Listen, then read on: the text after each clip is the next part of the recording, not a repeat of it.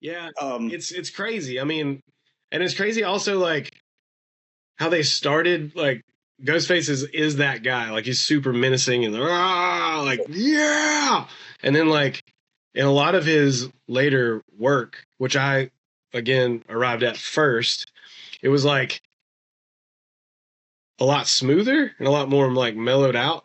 Like never short on a one liner ever. Like, but like not as like I'm gonna go hard all the time. Like I feel like that was his character for sure on this record. But like I feel like later he kind of like mellowed it out a oh yeah, little bit. he's a teddy bear now. Yeah, Yeah, like absolutely. And even early on, like, so we're going on tangents, but wouldn't be the Mad Collections right, if we didn't do right. tangents. But Iron Man, like there's that delicate song on Iron Man. Oh yeah. What was the one with Mary J. Blige? What's the track called? Oh god. Yes. Yes. I know the one. You know what I'm talking about, though. It's really good, though, man. It makes me cry. It talks Yes. about, it really like paints some real pictures of poverty, like Yes. talking about being self-conscious about your friends coming over and roaches coming out of the kitchen. It's some heavy shit. Yeah. It'll tear you up. It'll get you. Yeah. But yeah, every dude in the Wu-Tang has so much unique personality, and an old dirty bastard really sounds like that. He's such a monster. Like he comes out and it's like, oh my gosh, he's gonna eat my children. He was hip hop's Captain Beefheart for me. Really is. He really is. Like he blows out that mic. So good. Raekwon is what's happening. Like that line by itself, like when he dropped that, the first time I heard "Rapping is what's happening," I was like, "Yep, I'm done. I'm done. That's the greatest thing I've ever heard in my life." You know, I feel bad because usually I pull out some lyrics to highlight, and I didn't do that this time, and that's a shame because there's a lot of great Wu-Tang lyrics. So much. Method Man, like holy shit, Cash Rules Everything Around Me. That's the anthem of the ages. Right. And it's like, I mean, I think it sets up, I think we were talking about this before we even got on here. But like it also is like the middle act. Cream and Method Man themselves are the middle act of that second side, the Wu-Tang side. That is such a I mean, it's just killer. Like the whole like back half of this record is just like a stunner. And like, I mean, Cream, it only has two. That's the thing, is like Cream is so powerful and it only has really three, counting Method Man doing the hook. It only has three members of the clan on it. Right. It's literally just, it is a little more concise. Yeah, it's Raekwon, Inspectah Deck, done. And like, but what they say is just like you were saying, it's like such a vivid portrait of, you can see what they're talking about. Absolutely. Right. Without a doubt. Like you don't have to, there's no question about like what they're mentioning, and like that it was a struggle and it was hard, and that, you know, life for a shorty shouldn't be so tough. Right. I was about to say that. That's the like, line. Like the best line. And it's so universal. That is what, you know, unifies all of us. Black, white, yellow, green, purple. Right. You know, we all hurt when the kids hurt. Right. Right. That's Wu-Tang feels that. Yeah. And then I think, you know, like you got, I mean, for me, my standout is The Mystery of Chess Boxing. That is, yeah. Like if I had to like put this on and only play one song from it, that's the one. I go to that one every time. It is, I don't know. It's just, and I feel like in reading up stuff about this, I feel like some people are like, it's like an okay track. But I'm like, how is that just an okay track? That is like, it's everything. It's like a battle rap, but it's like sort of a social commentary. Also, all the kung fu-ness is in there. It's like, it has a video featuring giant chess pieces. It's so good. We forgot to mention the chess element. That's another big part of the Wu-Tang brand is, you know, there's the kung fu, and then there's the streets, and then there's chess. Yes. Always. But strategy is a big part of Wu-Tang. Yes. Because even when they were coming up, when they were trying to like get signed, they had like a independent hit with the self-produced Protect Your Neck. Yeah. And they're shopping that around to all these different labels. But a big part of their initial shopping around the labels was, hey, you can sign Wu-Tang Clan, but we want the right for the individual members to be on whatever label. Right. It doesn't have to be all inclusive. Right. Because the way it was at the time, typically, if you had like a super group, I don't know, I'm just going to throw something out there, the Traveling Wilburys, then Tom Petty and Bob Dylan had to all be on the same label, right? For example. Right. So, but they wanted to be able to diversify. And that ended up being how they took over the hip hop world. Right. They really just saturated it. I mean, with just content, just massive amounts of content. Yeah. I think they even I think the Method Man was the first solo record, and it came out it was I think Wu-Tang hit, and then T-Call came out right after, just bam, bam. They just kept just loading it, bam, bam, bam. Then you got Iron Man was soon after. Iron Man, Liquid Swords comes out, it's just that, and you're right. It's just they flooded everything, but only because they did the smart move of saying these guys can be wherever. So you had guys signed to Def Jam, and you had guys signed to Tommy Boy, and you had guys signed to whatever, and some of them still had weird deals that were left over from before they were in Wu-Tang, and they got to drop a couple records on those, and I love you, Prince Rakeem. Yeah. In fact, he was Prince Rakeem. Yes. If you want to know how far Wu-Tang came from their origins, I'll drop a link to the Prince Rakeem video. So good. But also talking about development, and another big part of Wu-Tang for me is just their logo.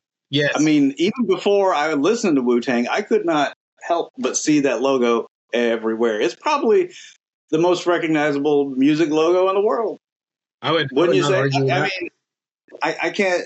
I mean, I know there are bigger groups. There are Beatles and the Rolling Stones, but I don't see the Beatles logo from 50 yards away and instantly know what it is. Right.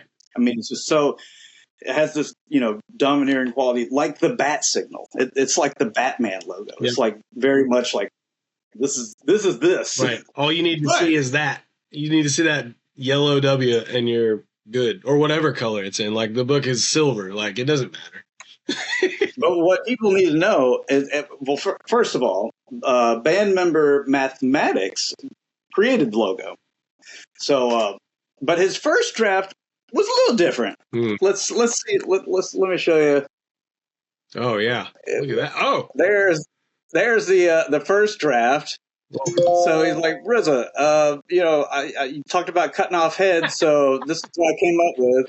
He's like, all right, how about we simplify that? Yes, I'll leave your headpiece hanging.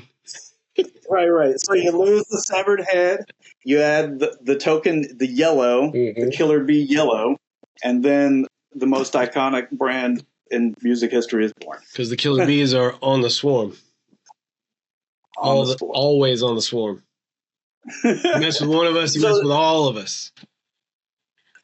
So the LP is split up to two sides. There's the Shaolin side on A, and then the Wu-Tang side on B. Yeah. So, Shaolin side would be Bring the Ruckus, Clan in the front, Wu-Tang 7th Chamber, Can It All Be So Simple, Protect Your Neck. And then your Wu-Tang side is Mystery of the Chess Boxing, Wu-Tang Clan Ain't Nothing to Fuck With, Cream, Method Man, Tears, Chamber Part 2, Conclusion. So weird. I don't think I knew this until this very moment. Really? This is genuine shock on my face. So I have the CD from. Oh yeah. So it may not be split up like that. It is not. It is split up. They have it as Shaolin Sword, Wu-Tang Sword. Okay. But it's Bring the Ruckus, Shame on a Clan in the front, Wu-Tang 7th Chamber, Can It Be All So Simple, and Intermission. Then it starts with chess boxing, Wu-Tang Clan ain't nothing to fuck with, Cream, Method Man, Protect Your Neck, Tears, and part 2 of the Seventh Chamber. Okay, so they put Protect Your Neck on the Wu-Tang side. That's slightly different. Slightly different. But, you know, which is kind of awesome. If you had to pick a side, Shaolin side or the Wu-Tang side, and now knowing that they can be defined in slightly different ways, which one would you pick? Ooh. Man, I love the upfrontness and the like distinct brutality of the front half of Wu-Tang, or the Shaolin rather. But I think for the stunners, I think the back half. I mean, obviously it's a little different running order on both of ours, and it's probably unfair that I have Protect Your Neck, Method Man, Cream, and The Mystery of Chess Boxing all on the same side. That's ruthless. That's its own thing. That's a good side. I think probably. I mean, I think maybe the Wu-Tang sword is my preferred weapon. Because it is, you know, like you said earlier, those two Method Man tracks back to back is just and that's an indicator of, like, you know, he was the first breakout guy, and you can kind of sense it right there. You're like, oh yeah, he's going to be the dude. Yeah, I mean, because you hear him, like, I feel like he really shows up. I feel like he shows up, and this is another part of the strategy. Not everybody shows up in the first song. Not everybody shows up in the second song. It's like not until track 3 really where you start getting, like, you get Method Man. Like suddenly you're like, oh, in Clan in the Front, that's when Method Man shows up and you're like, oof, that guy's serious. That's good. That's real good. Plus he's got that delivery with the all the time. It's like, it's so good. It's like he's like saving up the spit just to go like, yes, give me more of that. Give it. But yeah, like I love how he, like, RZA kind of, here I am going on back on what I just said about my favorite side, but I love the fact that, like, the first 3 tracks, it's like you don't get everything up front. Like he kind of is like giving you a little bit, like, here's Ghostface is gonna, like, take your head off, and then there's, I think, 2 or 3 other guys in Bring the Ruckus, but, like, Method Man is not there, and then ODB shows up on the second track, and you're like, wow, now we've really upped the crazy a little bit more. Measured attack. And then by the time you get to number 3, you're like, oh my God, there's more of them. Like, but it's a really good more of them. And, you know, but then you also have the notorious torture skit, which starts Method Man, which I think the first time I heard that, I was in the studio and we were like going, it's like one of those moments when you're in the studio and you're having like a bum moment where, cause like the track's not happening or whatever. Like you're just like, I can't quite get this, or like something's not happening. And the guy that was recording us just pipes that through the cans, and I lost my mind. And it worked so well. Cause I, like, you know, we went right back in, went right to the song, nailed it. But, like, in the moment, I was just like, oh my God. I had totally forgotten about it. I mean, at one point, it's like Human Centipede is like, I'm going to tape your mouth shut and keep feeding you. Like, what? And that's Method Man saying it, too. It's so good. They're feeding. But as a 50-year-old dad listening to that, I'm like, oh, gentlemen, simmer down. Let's have some sweet tea and a blunt and just relax. Yes. But the best thing is like, and I'm sure for people who don't, like, I'm sure that you can hear that for people who've never been in a studio environment before. You can hear that and you'll be like, man, I wonder how long it took for them to, like, come up with that. And you're like, no.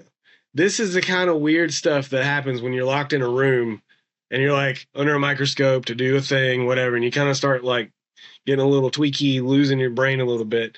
And then somebody, like, invariably, I'm sure right before they hit record, somebody said, something, and then those guys just start rolling out like, oh yeah, well I'll do this, and like, let me go ahead, and the RZA's like, let me get this on tape, and it's like, guys, check out what I put before your track, and they're like, ugh.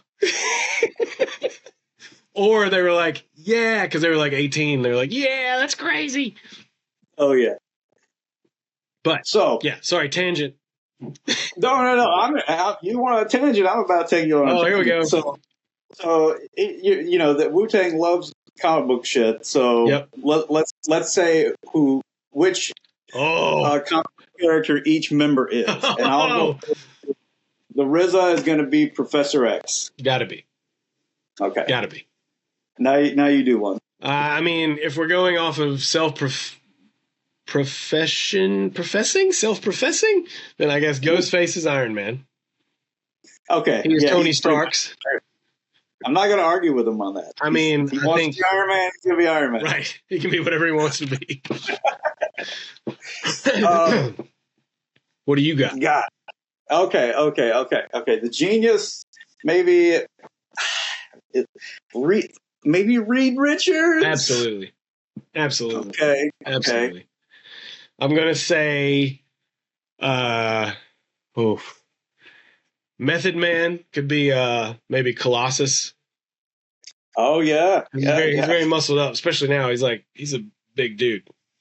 Colossus might be a secret lacrosse champion. You never know. He is Russian. Who knows? Oh, man. Okay, Inspectah Deck. Oh, but he already has his. Have you heard Czarface? What? Oh, no. Sorry, tangenting the tangent. Inspectah Deck. We were never going to get through the other 5 guys. No. Anyway. Inspectah Deck has created Czarface, which is his like another alter ego, with Esoteric and 7L, which are 2 other rapper DJ guys, and it's really great.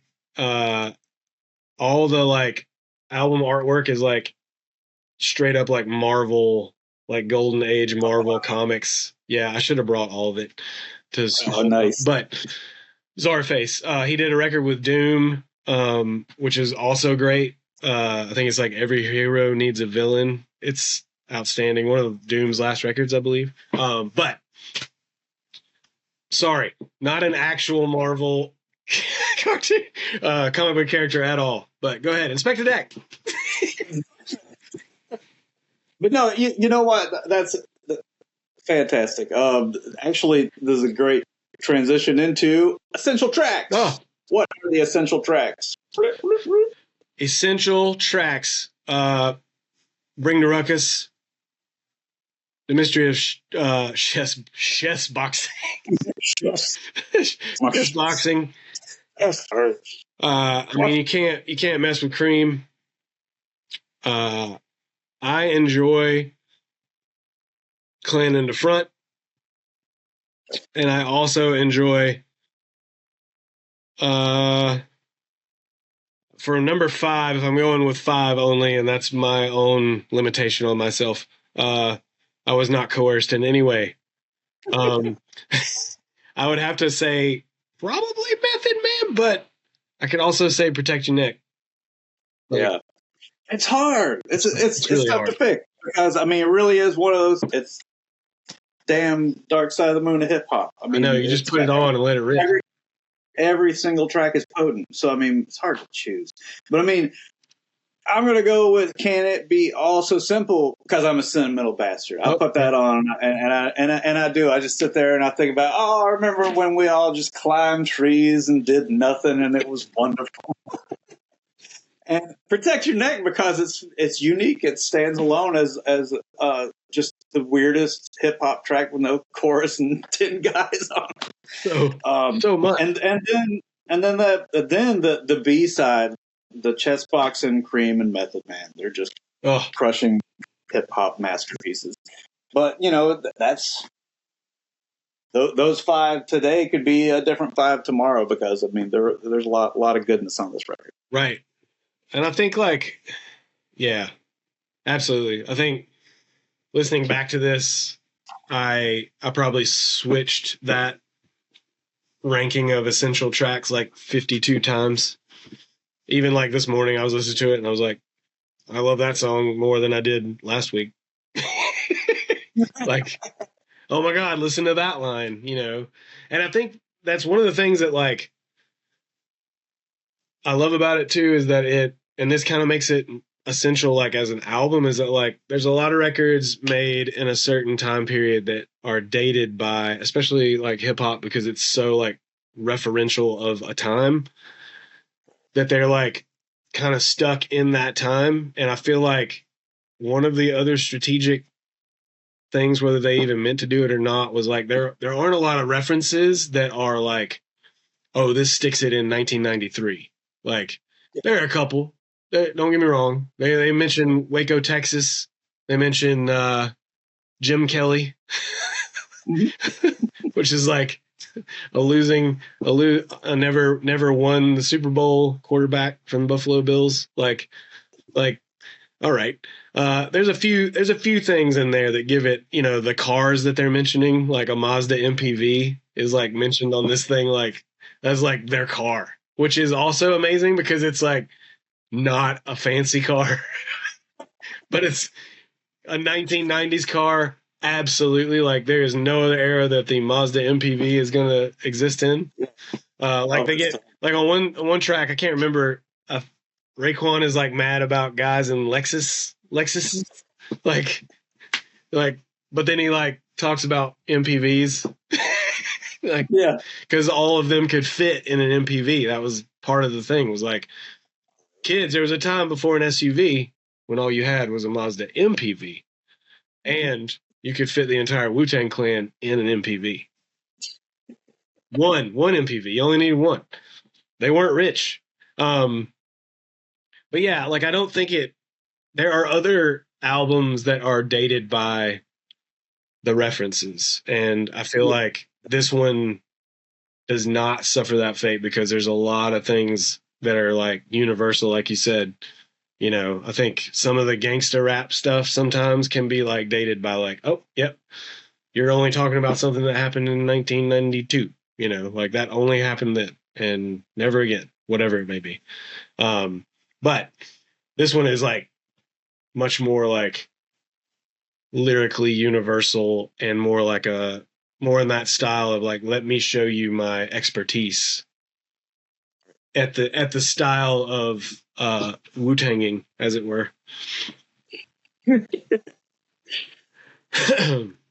fantastic score. But I think we did it. I think we have gone to Mount Wu-Tang and we've we attempted to ascend it, but I mean you can't really ascend it in a simple hour. You need oxygen. You need oxygen mask. Oxygen, there's There's like a heap of trash all the way. There's efforts to be made. Yeah. So do the simple thing and just go out, get yourself a record, turn it up really loud, get yourself a CD. Wu-Tang. Oh, quickly, one thing I learned: there's only 1, 2, 3, 4, 5, 6. There's only 6 of them on the cover because 2 of them were in legal troubles.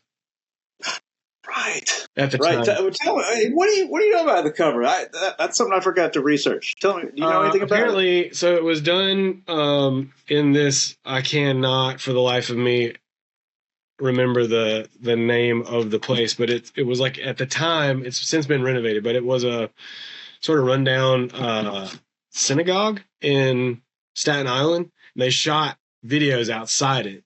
I think I want to say Protect Your Neck might have been done outside it. Somebody, I forget which friend, made them the giant blow. It's like a giant version of the Wu-Tang logo, again cementing it. They put candles around, and then because everybody wasn't there, they just put the white masks on so that you couldn't tell who was who, which is also amazing and makes it even more mysterious. You're like, is that even them? Like, who are those guys? It's brilliant. But like, then, you know, like on the back when you see them, it's like they're all wearing Timberlands and the same baggy jeans and the same sweatshirt. It's like you're in that like weird, like like religion meeting the street meeting kung fu meeting, like we're all in a temple. It could be a temple, it could not, you don't know. But yeah, that was what I learned. I apologize for blanking on the name of the actual place, but yeah, it was like one of those deals where they spent like, I'm pretty sure they spent like, 5 hours there and like taking a picture. I did learn that I think it's either in one of the videos or in the like group photo. This guy, is that guy in your copy? Nope. Oh, just a shit ton of words. Yeah, okay. Back. So in the And then the CD, cup. you get this guy. Apparently, Ghostface, who's back here, apparently the water was coming up under this bridge, and he was wearing new shoes. And he was starting to get his shoes wet. And he was like yelling at the guy taking the picture, like, "Get the shot! My shoes! Get the shot!" Because it was like the water was higher than it's supposed to be. So Those are expensive, man. I'm sure they probably were. He probably just bought some Jordans. It was like, can't believe I just spent that money on these shoes. Like, are you kidding me? The 90s, that was like the beginning of expensive shoe times. Right. Yeah. They invented expensive shoes. Yeah. There was not a young shorty Fordsy walking around with Jordans on, that's for sure. My mama was like, no. You're going to be like, get holes, you're going to get water all over them. Tony Starks. Well, Ford, until next time. Next time. Clan in the front.